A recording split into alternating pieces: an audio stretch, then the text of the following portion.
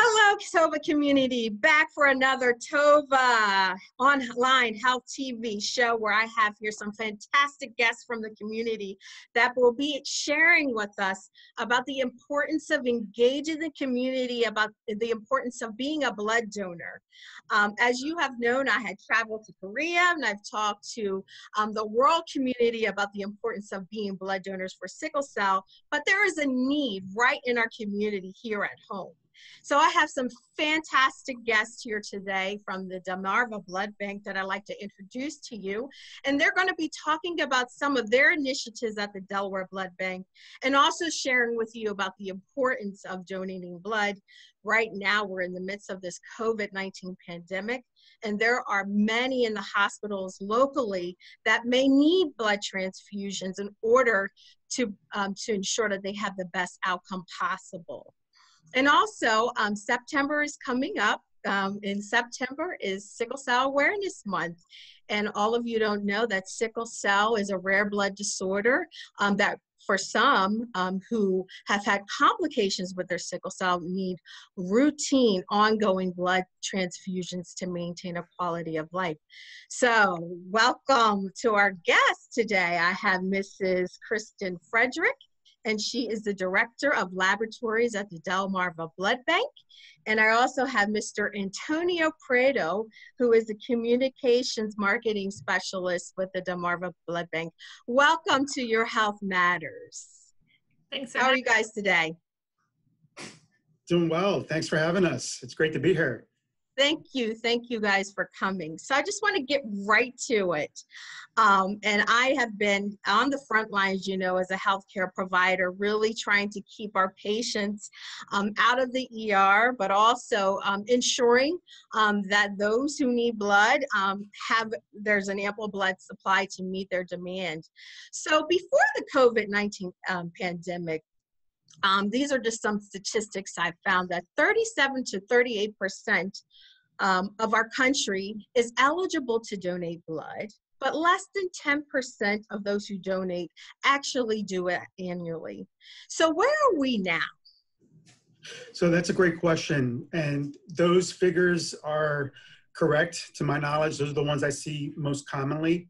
And what that means is those who are eligible to give blood, the 38% figure you cited, that means a select group, an elite group of people are eligible to give blood. That means you're perfectly healthy and things like hemoglobin are at a good level for you to give blood. That's your iron count.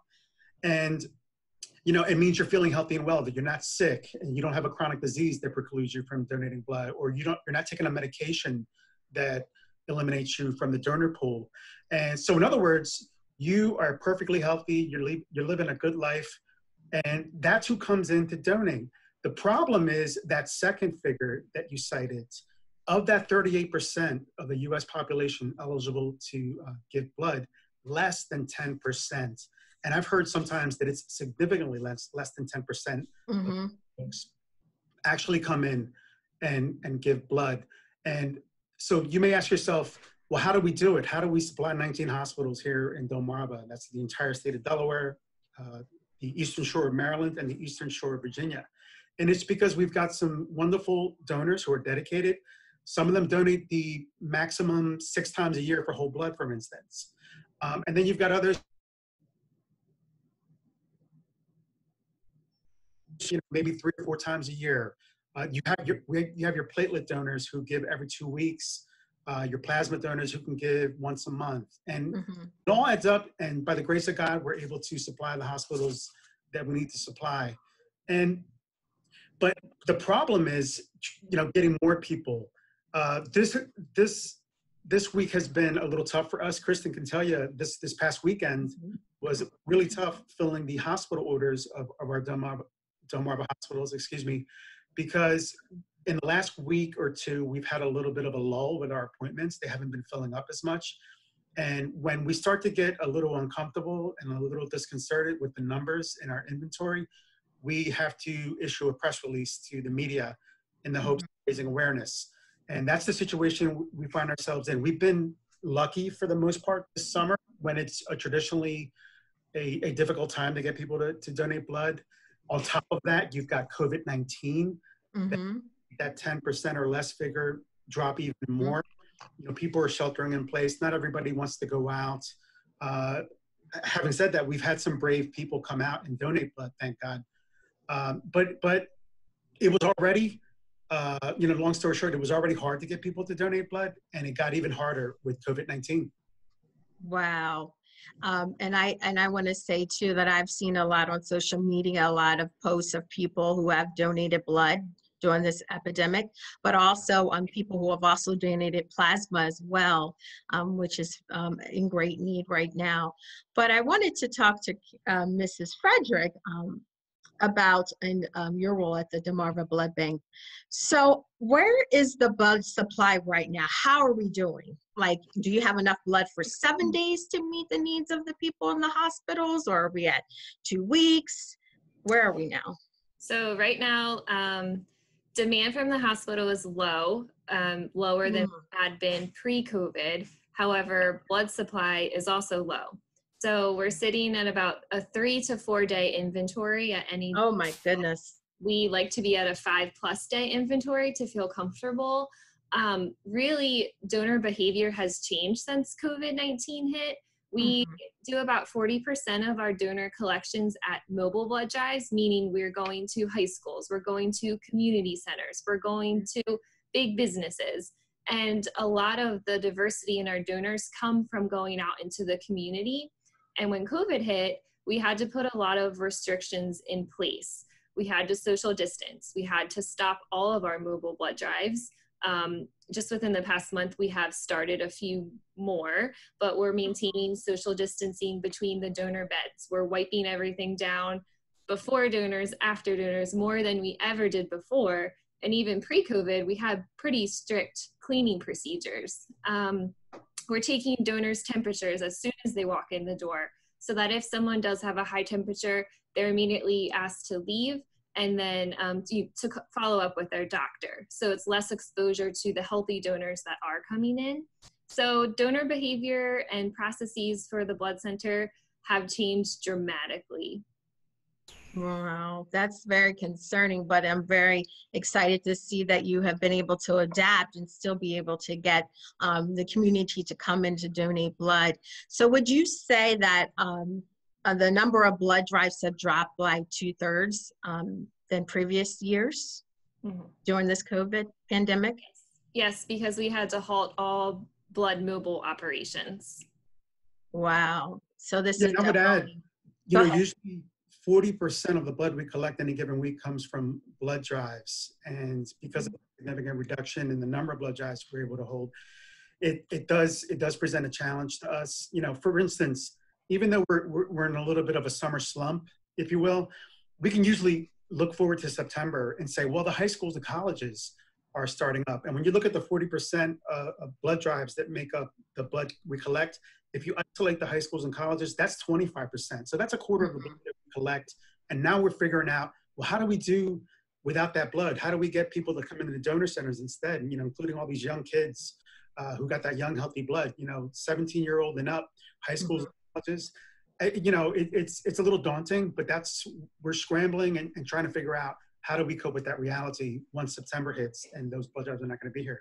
And hopefully we figure it out real quick.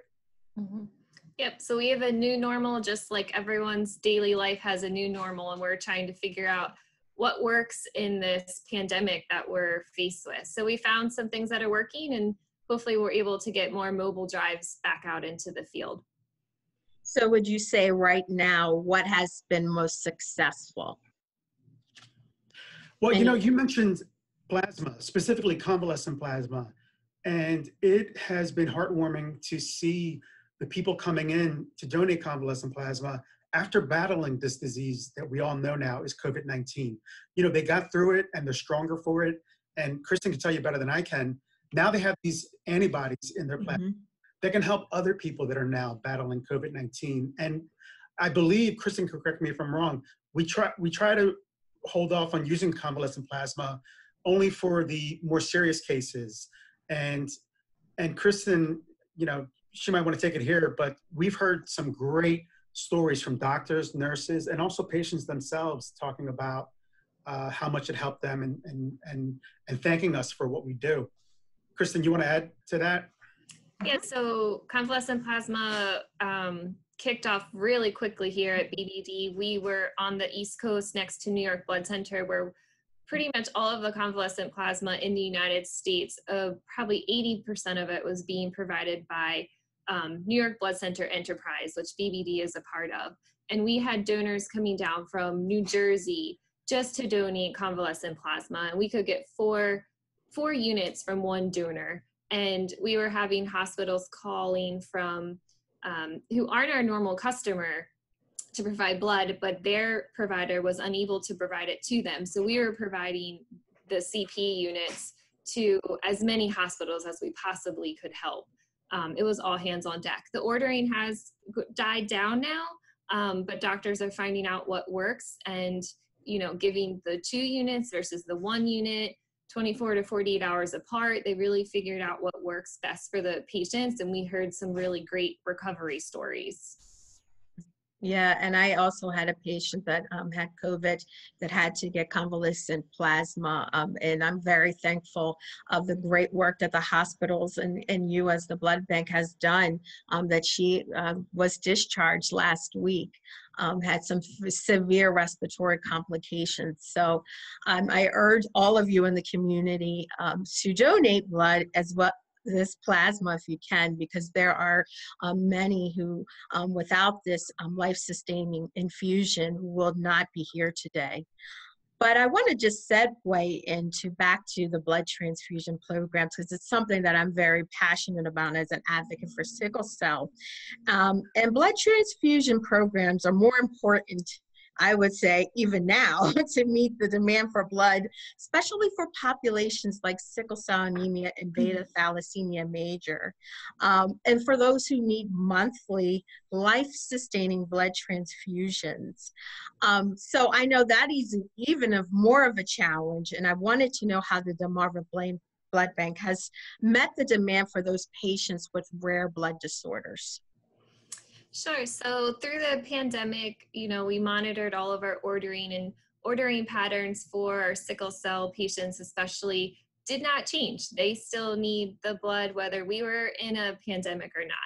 And so I'm happy to say that through the entire pandemic, we've been able to supply those orders 100%. We do have some sickle cell programs with local hospitals where we match antigen negative blood units back to the patient. And so we work really close with those hospitals.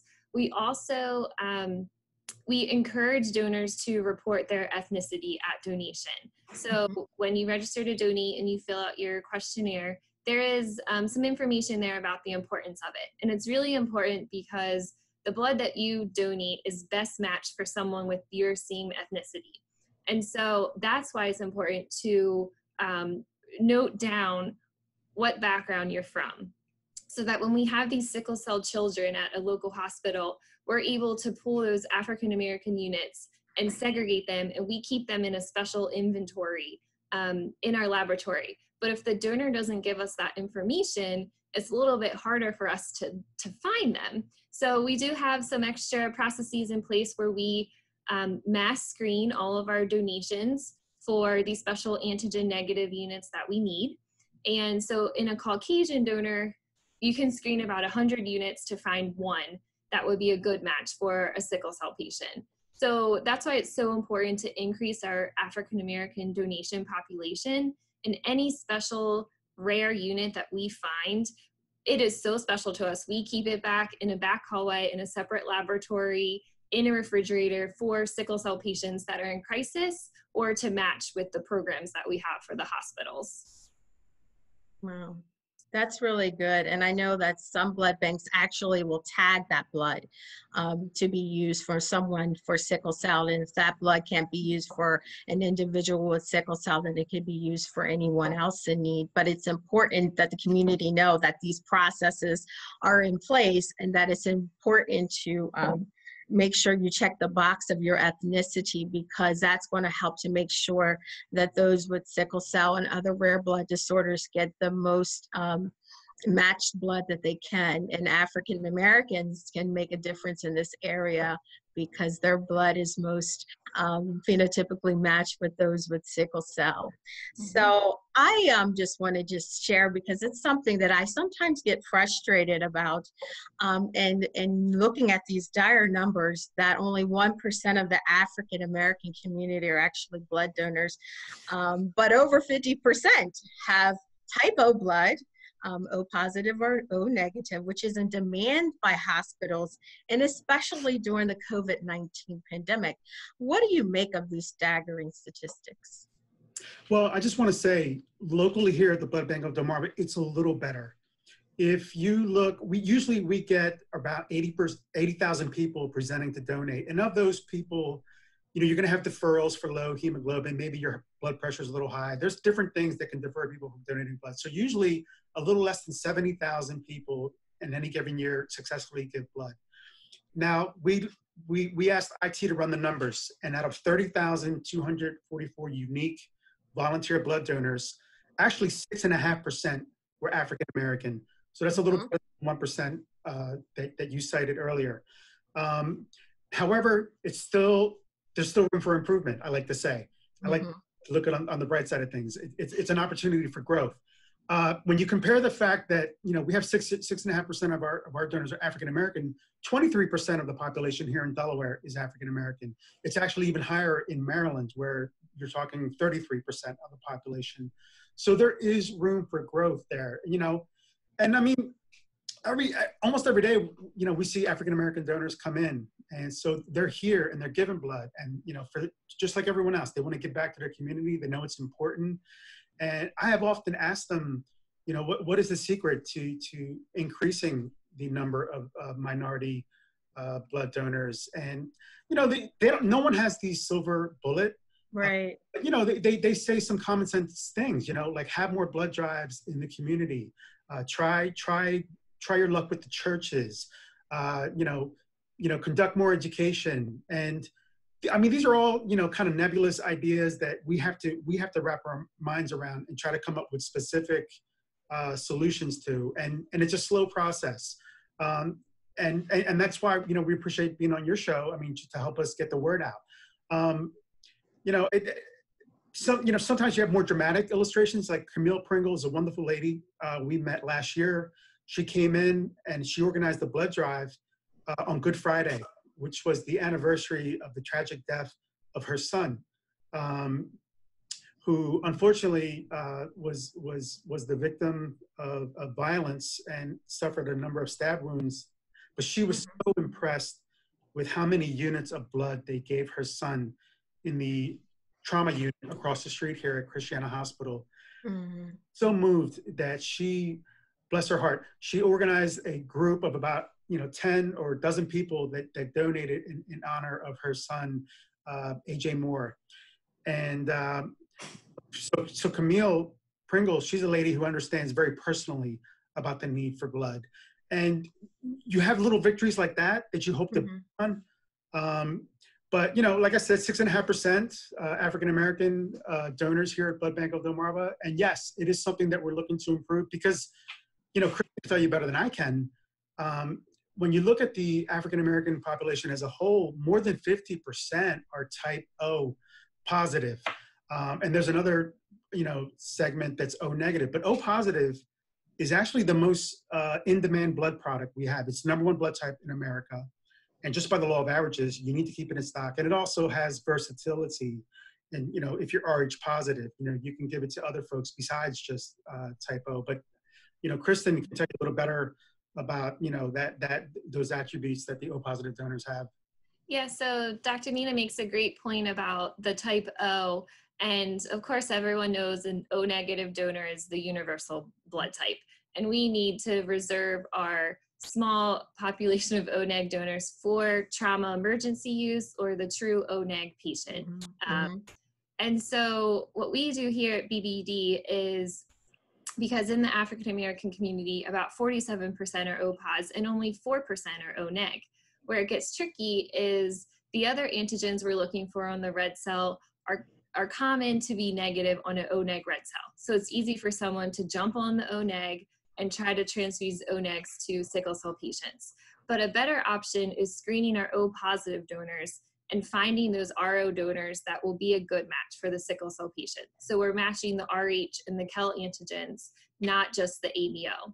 And so we try to conserve the O negs for trauma situations. Next, we try to ABO match to the patient. So yes, many donors are O in the African American community, but here we also have a good handful that are B. So if we can match a type B unit back to the type B patient, that's a good way to conserve our O's as well as then same with type A, and then we will go to our O positives. We have, as I talked about earlier, a special antigen negative refrigerator in our laboratory, and all of the units in there are pre-tagged. So if we get an order and a patient's in sickle cell crisis, we can easily match that phenotype back to the units we have. So we have 2 shelves of O pos, a shelf of O neg, a shelf of B pos.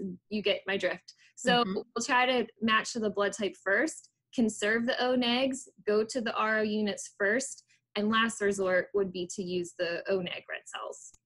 Wow, that sounds like a great way to make sure that everyone has the opportunity to get very phenotypically matched blood when they need it the most. And I definitely can appreciate that.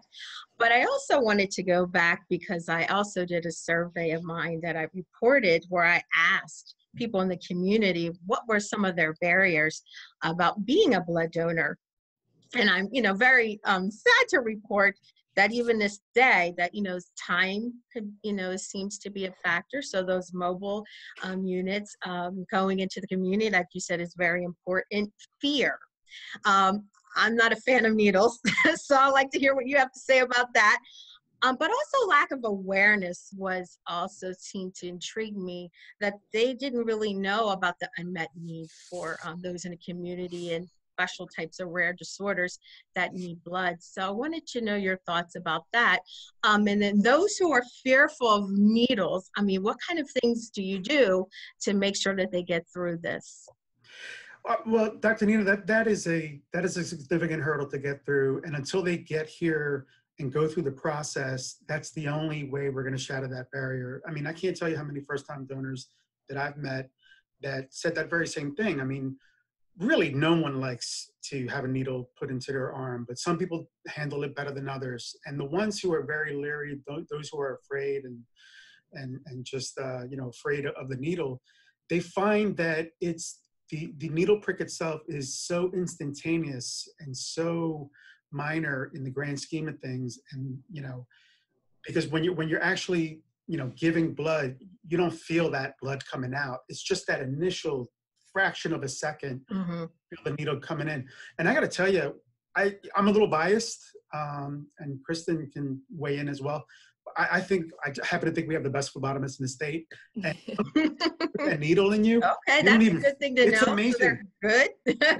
you don't even feel it sometimes. Yeah. That's not always the case, but if you do feel it going in, it's going to be so instantaneous. And then once you go through the whole experience and you realize how much you're helping somebody else, often you're helping more than one person. We like to say a whole blood donor saves 3 lives. Yep. That feeling you get, that general feeling of contentment that you have after giving blood, just erases all those apprehensions that you mentioned, Dr. Nina. And it all goes away. And we see those people come back. I would add, though, sometimes in our first-time donors, we do see them have a reaction. And that means that they didn't have a good breakfast or they didn't have a good lunch before they came in and they didn't hydrate well enough. That's hydrate. really avoidable. And have a full breakfast before you come in or eat a full meal. We like to see you have something really substantial to eat at least 3 hours before you come in. Period. And the more you drink, the faster that blood's going to flow out. And the registration process, answering your questions, sitting in the chair, all of that takes longer than the actual donation process for whole blood. If you drink a lot of water right before your donation, your bag's going to fill up really quick. So that is good information. Hydration. Remember to go to the bathroom before you Before you get started. Yeah. So, How and about I you, mean, Kristen? look, Oh, sorry. Go ahead. we're constantly trying to educate the public. We have a newsletter that goes out every month. We have a blog. We have social media. Oh, awesome. Everything you can name: Facebook, Twitter, Instagram, all the big ones. And it's a constant battle with the population as a whole, let alone the African American community, to educate the public. And any media opportunity that we have is worth its weight in gold in terms of that outreach. And like I said before, if we could get out into the community more, that would be great. That's a little on hold right now. Hopefully, when we return to more normalcy, more normal times, we'll be able to start some of those outreach efforts again. But until then, we're just doing the best we can and fighting our scraping our way there. Wow, thank you for that. And Kristen, I want to go back to you with the survey results I shared with you. What other kinds of initiatives or things that the Delmarva Blood Bank has done to educate the community to reduce some of those fears that they have to come in and donate blood? Yes, so we try to reach out to the high school donors as well, because if you catch a donor in high school and explain the importance, you're going to get them for life. And so that's where we like to start, as well as here, the local colleges. We do like a college day here. And so that they could come in, tour the blood bank. I believe we do it with some high schools and tech schools as well. But to get the young donors in the door. And explain the importance of reporting your ethnicity, explain the importance of donating every 56 days, make it a habit to come in here, and explain to them the why. You can save a life. It may hurt, it may prick a little bit, but you really can save 3 lives. And it's the most selfless thing that you can do, is to donate blood. And you won't know if your family member or you will be in the situation where you need blood. So we need to make sure that there's always blood on our shelf to give to anyone in our community. And, BBD's always been donate local, give local. And you could be proud to know that all of the blood that is donated here remains within the Delmarva Peninsula. Even as we joined with New York Blood Center Enterprises, the majority of our blood stays in our area, and we're proud to say that. And then when other areas are in need, we're able to help them as well. Wow, that is really good to know that you guys are really doing a fantastic job in making sure that our community and the hospitals have an ample amount of blood to meet the needs, especially during this COVID pandemic as well. I also had a couple slides to share in regards to just, showing the community about what universal blood type is most important, but also I have, just one second. I wanted to get your feedback again. So Mr. Pritt, I want to start with you. These statistics you shared with me about the percentage of the African American community and other communities who donate blood here in Delaware. And as you shared that we're actually doing better than the national average. You just want to chime in a few seconds on that? Yeah, and I was very surprised. Yeah, I mean, it's a little better for us locally, and I mean, anecdotally, I can tell you, I can attest to these figures, because I'm always, Krista can tell you, I'm annoying sometimes with my camera, taking photos of donors and staff, and also interviewing people, and just picking their brain about, like, hey, why do you donate blood? And our donors, they're doing it for all the right reasons. They want to help their fellow man and humanity as a whole. And I would just say, I guess I'm throwing the gauntlet down and saying we can do better than these figures that you're showing. Right to the right of 6.5% is 23% of the total population in Delaware of the African American community. So I would say, why not? This is as good a cause as any to get behind. Why not do it? Yes, it's a time commitment, but if you're doing the regular whole blood donation, it's going to take an hour of your time. By the time you come in and register, do your questionnaire, do your health screening, and by the time you sit down in the donor chair, what the actual time of giving blood can vary between as low as 6 minutes to maybe 15 minutes. If you didn't drink all that water, like Kristen was saying earlier, your flow might be a little slower. And then you get 15 minutes in the canteen to have. Yeah, so they feed you afterwards, right? Yeah, I mean, that's the best part right there. I mean, you're gonna get your Nutter Butter cookies, Yeah. You can get Pepsi, orange juice, apple juice. I mean, you can't beat that. Let me just jump in on this slide because it's really alarming to me, even working here. That second line there, almost 6,000 donors had no response to their ethnicity. And Yeah, that's pretty alarming to me because, as I mentioned in the beginning, ethnicity reporting at a blood center is extremely important. And the reason is because we want to match your donation back to similar genetic makeup. And especially for sickle cell patients, they can benefit from it. And if you can tell me that information right off the bat, I'm able to pull your unit and segregate it for these rare special cases. So that is extremely important if I haven't urged that enough. But 6,000 no responses, yeah, we could do better there, I think. Yeah, you're right, Kristen. And I would add that I've been up front at the donor registration area, and they have been doing a better job of asking people for their ethnicity. These numbers are indicative of the fact, if you go back as early as, as recently as 2019, we weren't always doing a good job. We were glossing over that and just, getting, basic information except for that. And I can, from what I've seen, they're doing better. So hopefully when we look at the 2020 numbers for this, we're going to see all 35,980 people responding. And stressing the reason why, the why is it important is really, really the key here, which is why we have the information in the pamphlet to read, but it is a lot of information to read off the bat. So if there's groups similar to TOVA that can explain the why, and it's not for discrimination reasons, and it's not because your blood is bad, it's actually because your blood is really, really special, that it's important to report it. Yeah, and I think in my newsletter, I always say that African American blood is special because having that blood typed and, like you said, pulled and segregated for special populations is very important. And, as our patients get older and those on chronic transfusions, they could develop antibodies. So it's really important for them to get really phenotypically matched blood to really make sure that they have a safe transfusion.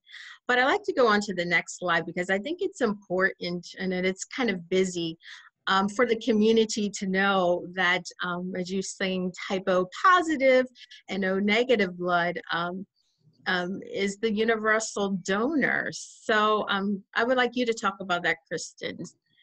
Yes, sure. So as you can see, O negative blood is a universal donor, so they can give blood to everyone. However, on the flip side, they can only receive blood from other O-neg donors. Similar for O-pos, except they can also receive O-neg. And so that's all about the antigens on the red cell. So an O red cell has no antigens of the ABO blood group, whereas a type A person obviously has the A antigen. A B, type B has the B antigen, and AB has the A and B antigen. So it's all based on the antigens on your red cell and the antibodies in your plasma on who you can give blood to and who you can receive blood from. Very good. And I also want to say here, it's really important to know your blood type status because a lot of, even patients of mine don't know and ask them, what's your blood type? I'm like, I have no idea. So and start there and you can get that done with an appointment with your primary, or when you decide that you want to donate blood, they can also, the Delaware Blood Bank, do that as well and share with you that information. So I think we're going to be wrapping up soon. Can I just add to this chart? Sure. O negative, as Kristen said, they're the hot shots for when it comes to red blood cells. They're universal donors. However, if you look at the plasma side of things, that's where the AB types shine, and they are known as the universal plasma donors. Correct me if I'm wrong, Kristen. Yep.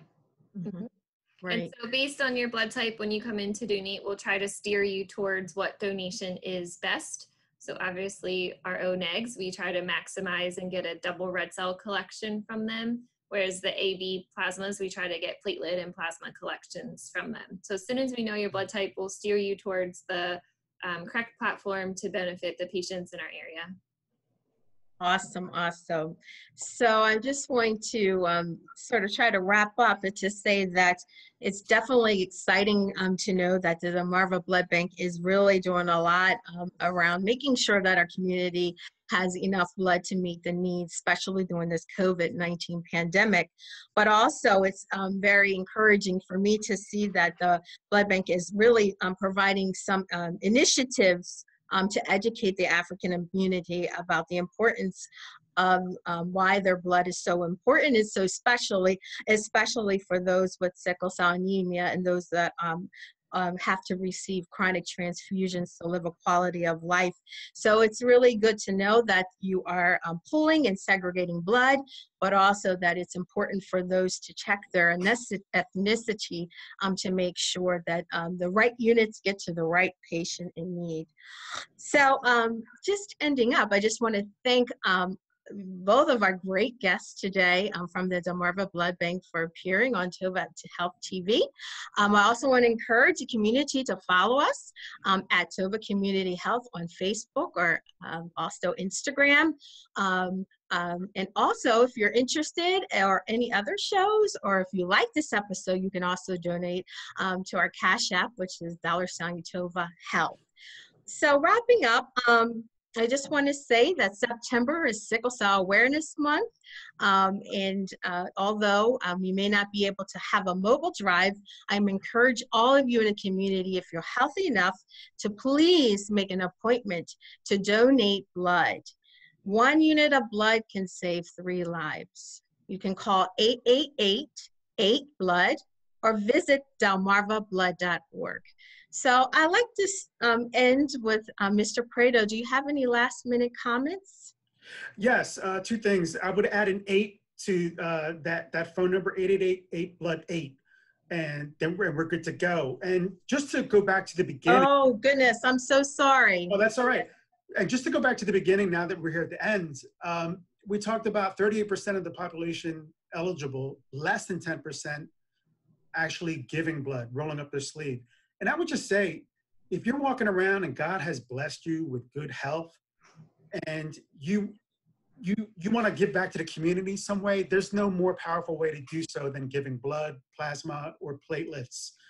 And I would just say, you know, we have a platelet donor by the name of Peter Edinburgh. And I once, as I ask a lot of people, I said, why do you do it? And he said, well, you know, I'm retired and I have the time. He's like, but I don't volunteer a lot in the community. I come in here and I donate platelets every 2 weeks because it's my way of giving back, and it's my get out of jail free card.